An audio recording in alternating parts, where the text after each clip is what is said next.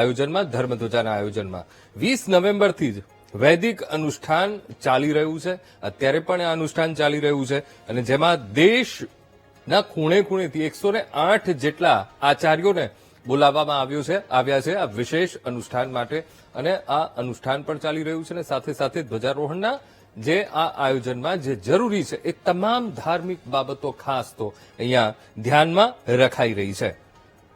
અને સૌથી મહત્વપૂર્ણ બાબત એ છે કે અયોધ્યાથી લઈને નેપાળ સુધી જનકપુર ધામ સુધી સિયારામ વિવાહ ઉત્સવને ખૂબ ધામધૂમથી મનાવવામાં આવતો હોય છે અને એટલા માટે જ આજનો દિવસ એ ખૂબ મહત્વપૂર્ણ દિવસ વિવાહ પંચમી એટલા માટે કહેવાય છે કારણ કે આજનો એ પવિત્ર દિવસ છે કે જ્યારે ભગવાન રામ અને માતા સીતાના લગ્ન થયા હતા અને એટલા માટે જ આ ધ્વજારોહણના દિવસ એ આ વિવાહ પંચમીનો દિવસ એ નક્કી કરવામાં આવ્યો છે.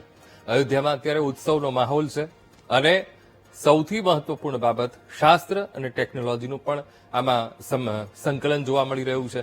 સાથે સાથે મુહૂર્ત, શિલ્પશાસ્ત્ર, જ્યોતિષશાસ્ત્ર અને ઐતિહાસિક સંદર્ભોને પણ ખાસ વિશેષ ધ્યાનમાં રાખવામાં આવ્યો છે અને એટલા માટે જ આજનો દિવસ એ નક્કી કરવામાં આવ્યો છે. હવે આ જે ભગવો ધ્વજ જે મંદિર પર લહેરાવાનો છે એ ધર્મધ્વજા ઉપર વીરતાના પ્રતીક પણ રાખવામાં આવ્યા છે, સૂર્યનું પ્રતીક રાખવામાં આવ્યું છે, ઓમનું પ્રતીક રાખવામાં આવ્યું છે અને જે ચિહ્ન રામ પતાકામાં જોવા મળતી હતી અયોધ્યા જ્યારે સૂર્યવંશનું રાજ ચાલી રહ્યું હતું અને એ સૂર્યવંશના રાજમાં જે રામ પતાકા પર જે શુભ ચિહ્નો જોવા મળતા હતા એ જ પ્રકારના શુભ ચિહ્નો આ આપણને શુભ ધ્વજમાં પણ જોવા મળશે. એટલે કે અયોધ્યા રાજના એ આપણે સાક્ષી બનીશું, એની અનુભૂતિ થશે. અમે આપને બે દ્રશ્યો બતાવી રહ્યા છીએ ટીવી સ્ક્રીન ઉપર કે જ્યારે પીએમ મોદી મંદિર પરિસરમાં પહોંચ્યા અને તેમણે માતા અન્નપૂર્ણાના દર્શન કર્યા હતા. બીજા અમે આપને આ દ્રશ્યો બતાવી રહ્યા છીએ રામ મંદિર પરિસરના. સુંદર રીતે રામ મંદિર પરિસરને શણગારવામાં આવ્યું છે, ફૂલોથી મંદિર પરિસરને શણગારવામાં આવ્યું છે. ખાસ તો રામ ભક્તોની વિશેષ ઉપસ્થિતિ, દેશના ખૂણે ખૂણેથી સાધુ સંતો પણ પધાર્યા છે. રામાનંદી સાધુઓ ખાસ તો વિશેષ ઉપસ્થિત આપણને જોવા મળી રહ્યા છે કારણ કે આ જ્યારે ક્ષણ એ હોય ત્યારે સૌથી વધારે જો ખુશ હોય તો એ રામાનંદ સંપ્રદાયના સાધુઓ છે, રામાનંદી સાધુઓ છે જે ખૂબ ખુશ એ અત્યારે જોવા મળી રહ્યા છે કારણ કે કેટલાય દિવસોની યાત્રા એ પૂર્ણ થવા જઈ રહી છે.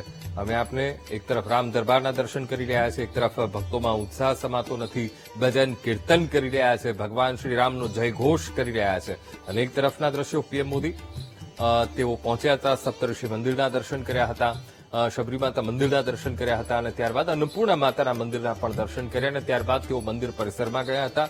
રામ દરબારમાં જઈને વિધિવત રીતે પૂજન અર્ચન કર્યું હતું. અત્યારે એક અલગ જ એ માહોલ, સકારાત્મક આંદોલનની ત્યાં ઉપસ્થિત હર કોઈને અનુભૂતિ થઈ રહી છે કારણ કે આજનો દિવસ ખૂબ મહત્વનો દિવસ, ઐતિહાસિક દિવસ. કારણ આ દિવસ એ ઇતિહાસના પાના ઉપર અંકિત થઈ જશે કારણ કે ભગવાન શ્રી રામનું આ દિવ્ય મંદિર, અયોધ્યા મંદિર અને આ અયોધ્યા મંદિરના શિખર પર ભગવાનની રામ પતાકા આપણને લહેરાતી જોવા મળશે. શુભ ચિહ્નો કે જે અયોધ્યામાં જ્યારે રાજવંશ, સૂર્યવંશનું જ્યારે રાજ ચાલતું હતું, ભગવાન શ્રી રામનું જ્યારે રાજ ચાલતું હતું ને એ વખતે જે રામ પતાકામાં જે શુભ ચિહ્નો આપણને જોવા મળતા હતા એ જ શુભ ચિહ્નો પાછા આપણને જોવા મળશે. અને હવે ધીરે ધીરે એક ઘડી નજીક આવી રહી છે, લગભગ હવે 10 મિનિટની રાહ છે અને ત્યારબાદ ધ્વજારોહણ, અભિજીત મુહૂર્ત, જે શ્રેષ્ઠ મુહૂર્ત એ માનવામાં આવે છે અને એ શ્રેષ્ઠ મુહૂર્તમાં એ પૂજન થશે. વૈદિક આચાર્યોની વિશેષ ઉપસ્થિતિ છે, વિશેષ અનુષ્ઠાનો પણ મંદિર પરિસરમાં ચાલી રહ્યા છે કારણ કે આ આયોજન અને આ આયોજનમાં કોઈ અડચણ બાધા ન આવે અને દિવ્ય આંદોલનો પેદા થાય તેના માટે એક વિશેષ અનુષ્ઠાન પણ ચાલી રહ્યું છે. ધર્મધ્વજા ફરકાવવા માટે વિશેષ તૈયારીઓને પણ આખરી ઓપ આપી દેવામાં આવ્યો છે. આધુનિક સિસ્ટમનો ઉપયોગ કરવામાં આવ્યો છે એટલે કે શાસ્ત્ર અને ટેકનોલોજી આ બંનેનો સમન્વય છે. શુભ મુહૂર્તમાં પણ અલગ અલગ શાસ્ત્રોનું ધ્યાન રાખવામાં આવ્યું છે, તેનું સંકલન કરવામાં આવ્યું છે અને આજના દિવસની વાત કરીએ, ખૂબ ઉત્તમ દિવસ આજે એ માનવામાં આવે છે. અને આ ઉત્તમ દિવસને ધ્યાને રાખીને, કારણ કે વિવાહ પંચમી અને ભગવાન રામ માતા સીતાના લગ્નનો આજનો આ દિવસ, જ્યારે પણ રામાયણની વાત આવે, રામાયણનું પઠન આવે, ત્યારે રામાયણના પઠનમાં આ જે પ્રસંગ છે, ભગવાન શ્રી રામ અને માતા સીતાના લગ્નનો એ જે પ્રસંગ છે, એ પ્રસંગને લોકો ખૂબ ધ્યાનથી સાંભળતા હોય છે, રસપૂર્વક સાંભળતા હોય છે. અને એટલા માટે આ દિવસની એ ખાસ પસંદગી કરવામાં આવી છે. અને આજના દિવસે વેદ મંત્રોના ઉચ્ચારણ સાથે ધ્વજારોહણ એ કરવામાં આવશે. અમે આપને સીધા જ લાઈવ દ્રશ્યો બતાવી રહ્યા છીએ. પીએમ મોદી સાથે મોહન ભાગવત, તેઓ પણ આરએસએસના પ્રમુખ, તેઓ જોવા મળી રહ્યા છે. સાથે સીએમ, તેમની પણ વિશેષ ઉપસ્થિત છે. સાથે જ ઉત્તર પ્રદેશના રાજ્યપાલ આનંદીબેન પટેલ, તેઓ પણ ઉપસ્થિત આપણને જોવા મળી રહ્યા છે. સુંદર શણગાર, ફૂલોનો શણગાર મંદિર પરિસરનો. અમે આપને આ મંદિર પરિસરના અલગ અલગ એંગલથી અમે આપને દ્રશ્યો બતાવવાનો પ્રયત્ન કરી રહ્યા છીએ કે જ્યાં ભક્તોની વિશેષ ઉપસ્થિતિ છે, રામધૂન બોલાવાઈ રહી છે, દિવ્ય મંત્રોનો નાદ અત્યારે સંભળાઈ રહ્યો છે, શંખ ધ્વનિ વાગી રહી છે, અને એવું દિવ્ય વાતાવરણ મંદિર પરિસરમાં ઊભું થયું છે. અને હર કોઈ આ ઘડીનો સાક્ષી બનવા માટે લાલાયિત છે. અને હવે એ ઘડી, એ ક્ષણ એ ખૂબ નજીક. આધુનિક ટેકનોલોજીનો પણ ઉપયોગ, સાથે સાથે શાસ્ત્ર સંમત જે બાબતો છે, એ બાબતોનો પણ આમાં સમન્વય. અને હવે એ ઘડી એ નજીક આવી ગઈ છે. અને હવે પીએમ મોદીના હસ્તે ધર્મ ધ્વજારોહણ થવા જઈ રહ્યું છે.